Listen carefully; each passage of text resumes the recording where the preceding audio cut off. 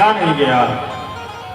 भगवान से उन्होंने कहा, प्रभु आप अपने मित्र के को देखते क्यों नहीं हैं? आप इसकी सहायता क्यों नहीं करते हैं? ये कितनी दरिद्रता जुट से अपने जिंदगी को झेल रहा है। भगवान ने कहा, देवी सुदामा के भाग्य में वैभव लिखा ही नहीं है। यदि वैभव है तो सुदामा की पत्नी की भाग्य में है और सुदामा के भाग्य में नहीं है। सुदामा के पास में भक्ति है, केवल भक्ति है, भाग्य नहीं है। और जिसके जीवन में भक्ति होता है उसके जीवन से संपत्ति समाप्त हो जाती है। भक्ति है तो संपत्ति नहीं रहेगी और संपत्ति है तो भक्ति नहीं रहेगी। दोनों एक साथ नहीं टिकते हैं।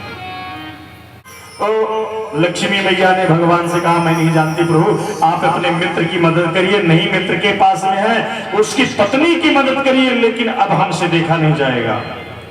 भगवान ने मानो सुदामा की मदद के लिए एक ब्राह्मण का वेश धारण करके सुदामा के घर में आते हैं। ये भिक्षाम दे। सुशीला को लगा कि मेरी गृहस्थी में कोई ब्राह्मण आया है और बिना कुछ दिए यदि मैं उस ब्राह्मण को विदा करती हूं तो मेरी गृहस्थी की मर्यादा नष्ट हो जाएगी। बोली और हाथ जोड़ करके आकर खड़ी हो जाती है, महाराज क्षमा करना, मेरे घर में सूतक लगा हुआ है।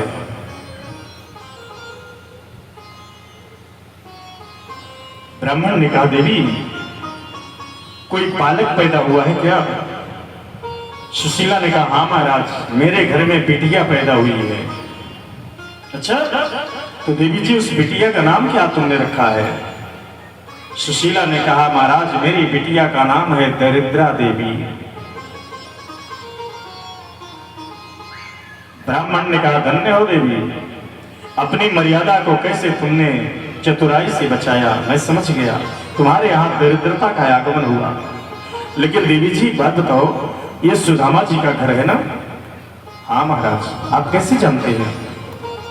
अरे देवी, इनको कौन नहीं जानता है? जानती हो इनके मित्र कौन है? सुशीला ने कहा, महाराज आज तक तो मुझे ये पता है कि इनके कोई मित्र ही नहीं है।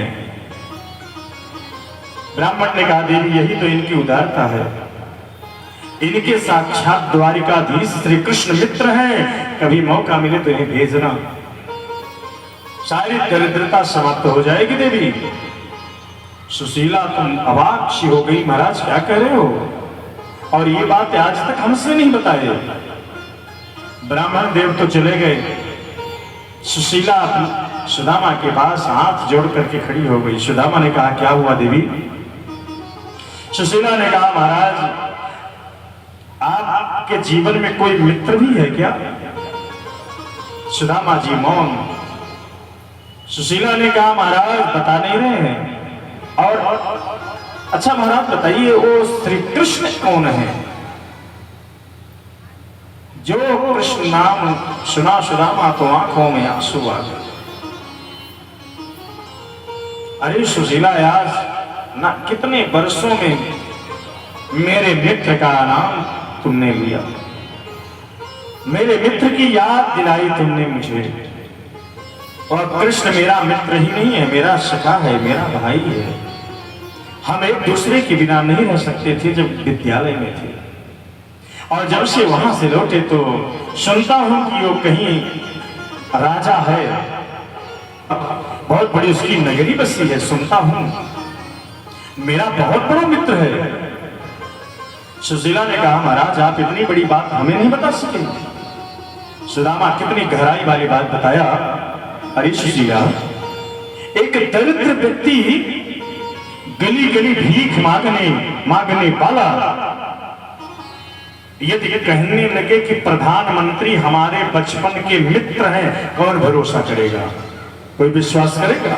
लोग पागल कहेंगे। ये तुमसे भी मैं कहता तो तुम भी कहती कि लगता है ये पगला गए हैं। मैं अपने मित्र का बदनाम नहीं चाहता हूं, अपने मित्र की अवहेलना नहीं सुनना चाहता हूं। और प्रकृतः तो मेरा मित्र है, मेरा भाई के समान है। मैं किसी से कहता भी तो कोई भरोसा न करता। सुशीला ने कहा कि महाराज किसी से नहीं, पर हमसे तो आप बता देते। पर कोई बात नहीं महाराज, अब आप जाइए और जब आप मित्र के पास जाएंगे तो हमारी दरिद्रता दूर हो जाएगी। सुदामा ने कहा देवी ये दोबारा मत कहना, वह मित्र मित्र नहीं है जो अपने मित्र के पास कुछ याचना लेकर के जाए, वह तो केवल याचक है। मैं अपने मित्र के पास अपनी दरिद्रता लेकर के जाऊंगा? नहीं, मैं कदापि नहीं जाऊंगा। सुशीला समझ गई कि ऐसे जाने वाले नहीं है, तो सुशीला ने बात बदल दी। सुशीला ने कहा महाराज मैं थोड़ी कह रही हूं कि आप जाकर के मांगो, मैं तो कह रही हूं कि आपके मित्र हैं, आप जाइए उनसे मिलिए। तो ये कैसे आप मित्र हैं जो अपने मित्र से नहीं मिल पा रहे हैं? सुदामा ने कहा देवी मेरी तो इच्छा प्रबल है कि मैं अपने मित्र से जाकर मिलूं, लेकिन जानती हो सुशीला, गुरु के पास मित्र के पास में जाए तो खाली हाथ नहीं जाना चाहिए। खाली हाथ जाना मतलब अपनी दरिद्रता को और आमंत्रण देना। और वो मेरा मित्र है, मेरा भगवान भी है, मैं उसके पास कैसे जाऊं खाली हाथ? सुशीला ने कहा तो यदि मैं व्यवस्था बना दूं तो आप जाओगे ना? हाँ देवी जरूर मैं जाऊंगा। जिस सुशीला ने अपने बच्चों की दयनीय हालत देख रही है, बच्चे भूखे तड़प रहे हैं, और वह सुशीला अपने बच्चों के लिए किसी के सामने हाथ नहीं फैलाई, और वह सुशीला भगवान की सेवा के लिए जाकर हाथ फैला रही है। मिट जाऊं मांगो नहीं अपने तन के काज, परमागत के कारण मोह आपत राज। भगवान की सेवा के लिए यदि हाथ फैलाना भी पड़े, फैला लेना चाहिए, भीख मांग लेना चाहिए। अपने लिए मर जाओ लेकिन कभी किसी के सामने हाथ मत फैलाना। लेकिन भगवान की सेवा यदि करना है तो हाथ फैलाने में कोई संकोच भी नहीं करना चाहिए। सुशीला कहती महाराज आप चिंता मत करो, मैं व्यवस्था बनाती हूं।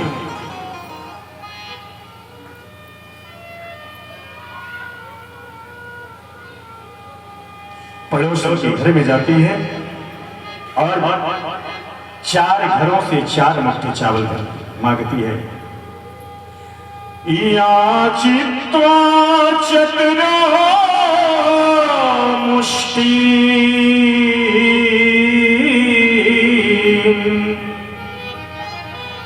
विप्रान् पृथक् कृतं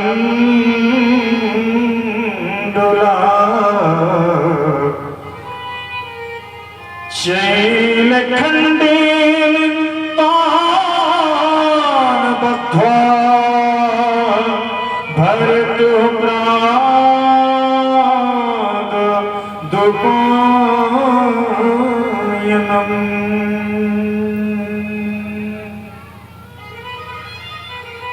सुशीला 4 घरों में जाकर एक एक मुट्ठी चावल मांगती है, लेकर के आती है। लेकिन चावल बांधे सो बांधे के समय पूरा घर छान मारी, घर में कुछ नहीं है। कहीं पड़ा था एक फटा पुराना कपड़ा जो बड़ा ही जीर्ण शीर्ण था, मैला कुचैला, कई जगहों से फटा। उसी को सुशीला दुबरा तिबरा करके शैलखण्डेन तान् बद्ध्वा भरतुः प्रादादुपायनम्।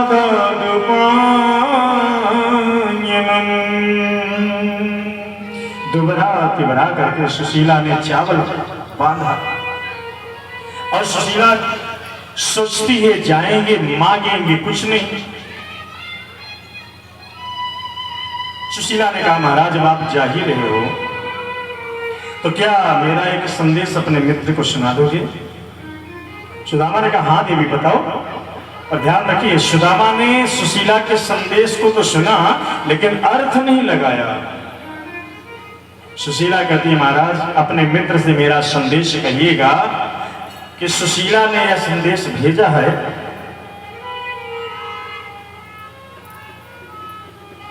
एक मास के पाख दो, दो एकादशी हो।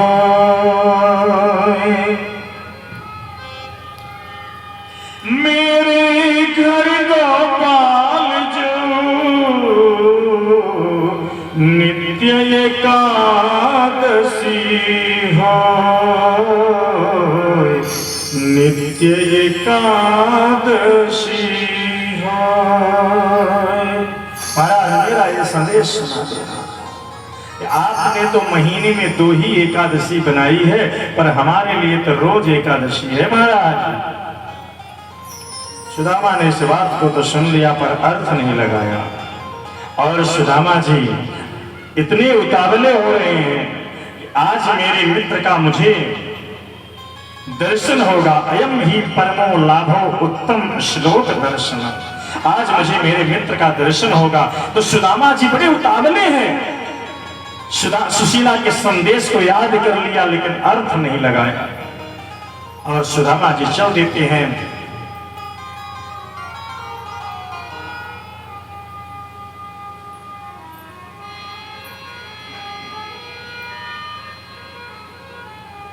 और भाव क्या है सुदामा जी का?